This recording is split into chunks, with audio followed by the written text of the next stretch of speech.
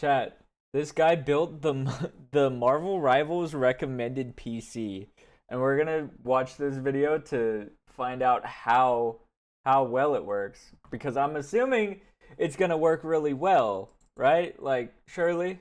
Marvel Rivals recommends a very specific set of specs to run their game, so I decided to build exactly what they suggest. This isn't going to be some maxed out monster build as usual. This is what Marvel themselves say you need to play the game, but is it actually enough to do so without any problems? Well, I'll be finding out later on the video, so stick around for that answer. Now, to get this build started, I took a look at the maximum recommended specs they provide. So the video that I was watching, it was just text.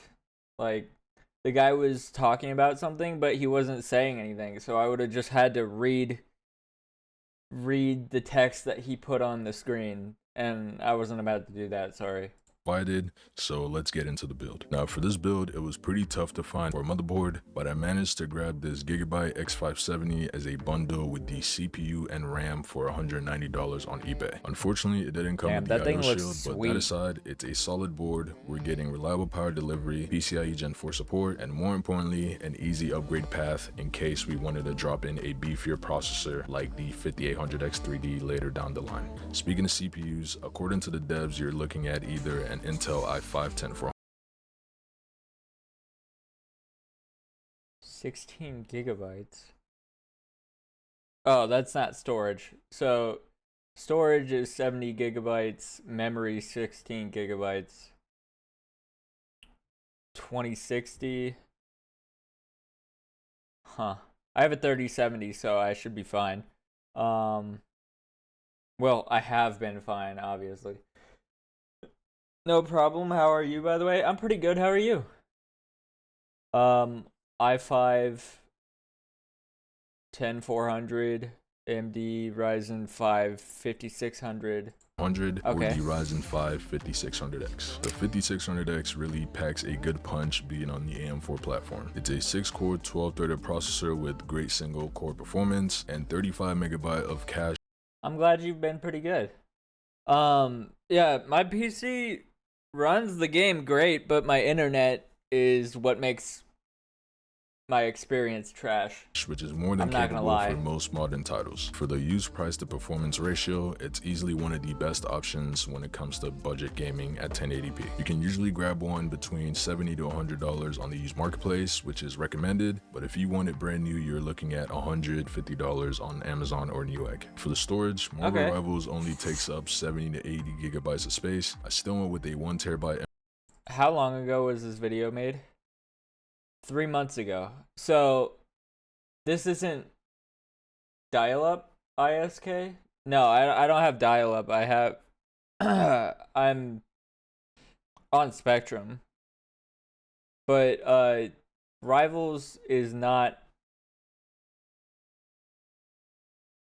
How do I check? How the fuck do you check how much storage it takes? Fuck this, we'll go to storage settings. Apps and features, I guess.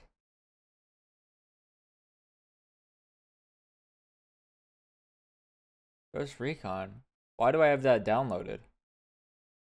Rivals. It won't let me. Fuck. I know it's over 100. M.2 SSD it's over 100 silicon gigabytes. Power. Of course, it's a bit overkill for our goal, but it will be decently fast for our gaming load times, and there isn't. So they recommended a PC that has 70 gigabytes of storage, and now the game costs more than 70 gigabytes of storage. So that was kind of a waste. I'm not gonna lie. But I'm glad to say I have a terabyte, so it doesn't matter. Much of a price gap between this and a 512 gigabyte drive. Now I'll be using the ID Cooling 214 SCXT to cool the 5600X. I picked it up on Amazon for just $17, and it's got 4 copper heat pipes, which will get the job done for us. To be fair, I think even DSL is bad. I don't know what DSL means. I swapped out the RGB fan to the standard black fan because our motherboard doesn't have the 5-volt RGB header to control it. But besides that, we should have zero issues when it comes to our CPU staying cool. Now for the memory, it's a single stick of 16GB clocked at 3200 megahertz, and I have to say 16GB of RAM is really below the threshold I like for most gaming PCs, but we'll just roll with it for now. A lot of games in 2025 are slowly creeping up to use more RAM consumption. I'll end up testing with 32GB just to see the difference in performance, if there's any. Everything will be housed in the Gomdius case. It's a mid-size ATX tower. Wait. NZXT. How much RAM do I have?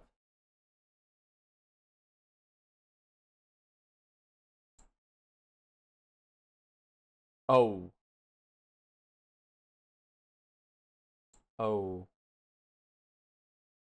Wait, does this mean I have two of them? So 2 8GB means 16?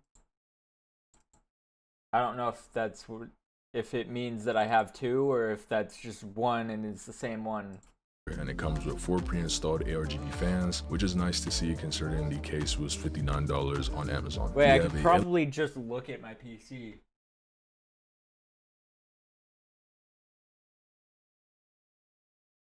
I think those are the RAM storage, or the RAM storage device things. I see two of them, but I don't know if that's how it actually works. LED switch on the front panel to control the RGB. Damn, my knee the job hurts. done, looks clean, and gives us all the airflow we need for this kind of a build. It's a very small checklist, but that's more than enough for me. Now, to power this build, I went with a 650 watt 80 plus gold power supply from Segatep. This cost me $55, and if you've been on the channel before, you know this is a staple. It should be plenty for this build, and in any case of an upgrade, it will be able to handle up to some higher end GPUs. In addition, I'll be using these red and black cable extensions I picked up for 17 bucks. This is just me going the extra mile to spice up this build a little bit, because why not? It will make sense why I went with this red and black colorway in a second, but let's get to our GPU. I had 3 options for this: the 2060 Super, the 5700 XT, or the ARC A750, which I for sure did not consider. I ended up going with the 5700 XT mainly because that was the only option I could get my hands on. I snagged mine locally for $150, and it was a bit dusty, so I had to give it a bit Pretty good. of that cleaning treatment, and it looks so much better now. This card was released all the way back in 2019, but don't get it twisted because it's still very capable at dominating some games when it comes down to 1080p. We'll see if Rivals is one of them later on.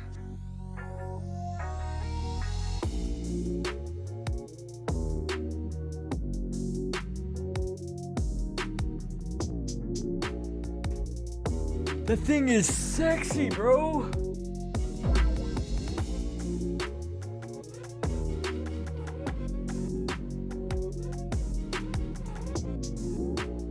I'm not gonna lie, I want to upgrade my PC, but it's also a pre-built, and I don't know how to actually install things on my PC in terms of hardware. So, like, I don't know if I would want to do that, clean for being red and because I don't know if I trust myself. Let me know what you guys think about it down in the comments below. But frankly speaking, I think it's got everything so far, from affordability and then the aesthetics, as you can see. Now, for the real reason why I even put this together, we're gonna go ahead and toss it up to some Marvel Rivals gameplay to see if it's actually gonna hold up. So first, we're testing at 1080p. Yeah, this game is tough to run, bro.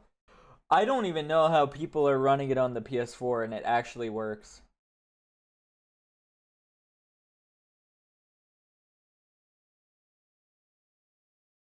Like, there's people running this on the PS4 because it just came out on the PS4. And I feel like that thing is not nearly powerful enough anymore to run a game like this. Across the board. Hold on, wait. Let me... Quality. No FSR or anti-aliasing just yet. I'll cover those options a bit later on in the video. But for now, we're I don't know if it's the video or if it's the PC, but I'm seeing a lot of pixelation here.